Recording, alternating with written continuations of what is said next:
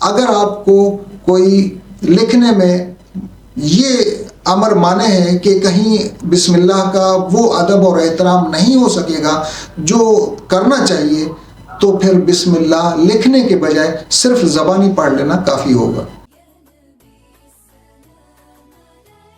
بسم اللہ الرحمن الرحیم۔ مجھ سے کسی دوست نے یہ سوال کیا کہ ہم بسم اللہ کی جگہ 786 لکھ سکتے ہیں؟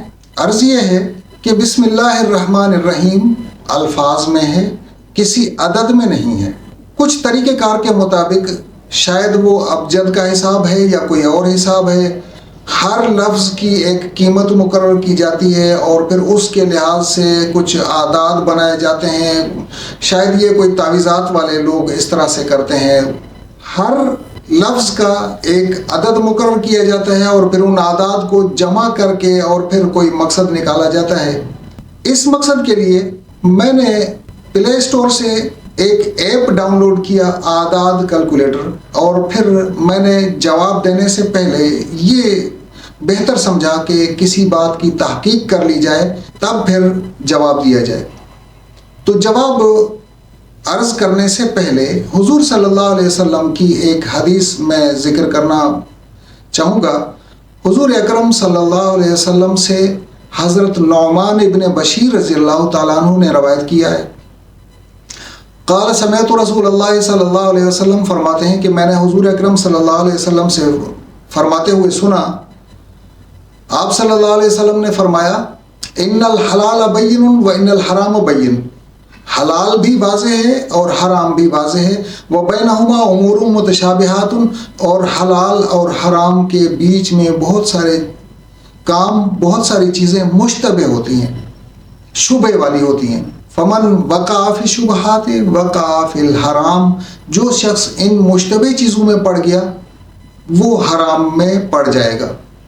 کالراعی یرعی حول الحمى، جس طرح سے ایک چرواہا کسی چراگاہ کی آخری کنارے پر بکریاں چرا رہا ہو، یوشک ان یرتع فیہ، تو قریب ہے کہ اس کی کوئی بکری کسی دوسرے کے کھیت میں منہ مار لے۔ جہاں پر شک اور شبہ پیدا ہو جاتا ہے وہاں پر اس کو چھوڑ دینا زیادہ بہتر ہوتا ہے۔ تو میں عرض کر رہا تھا کہ میں نے اعداد کیلکولیٹر ڈاؤن لوڈ کیا۔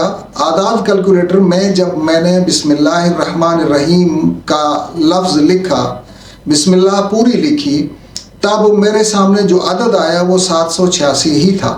ایک اور لفظ جو 786 کو ظاہر کر رہا تھا وہ ہری کرشنا کا لفظ، غالباً یہ ہندو مذہب کے لوگ جانتے ہوں گے، شاید ان کے مذہب میں کوئی مقدس ہستی ہوگی، یا مجھے اس کے بارے میں زیادہ علم نہیں ہے، زیادہ معلومات نہیں ہے۔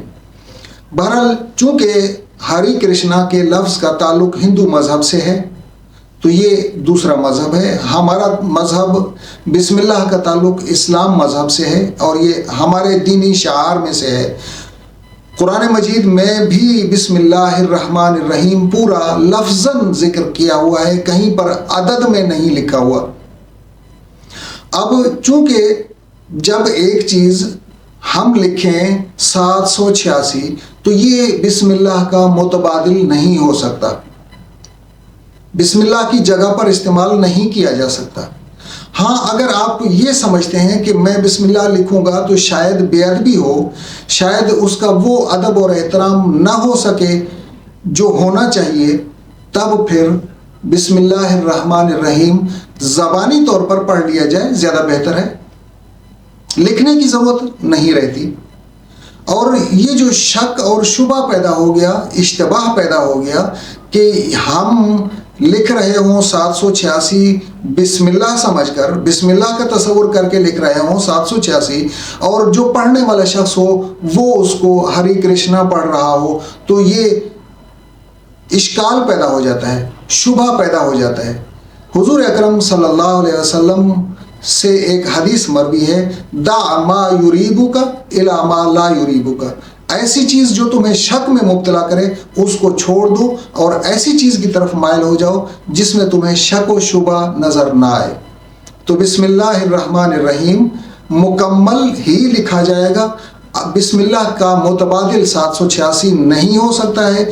اگر آپ کو کوئی لکھنے میں یہ امر مانے ہے کہ کہیں بسم اللہ کا وہ ادب اور احترام نہیں ہو سکے گا جو کرنا چاہیے، تو پھر بسم اللہ لکھنے کے بجائے صرف زبانی پڑھ لینا کافی ہوگا۔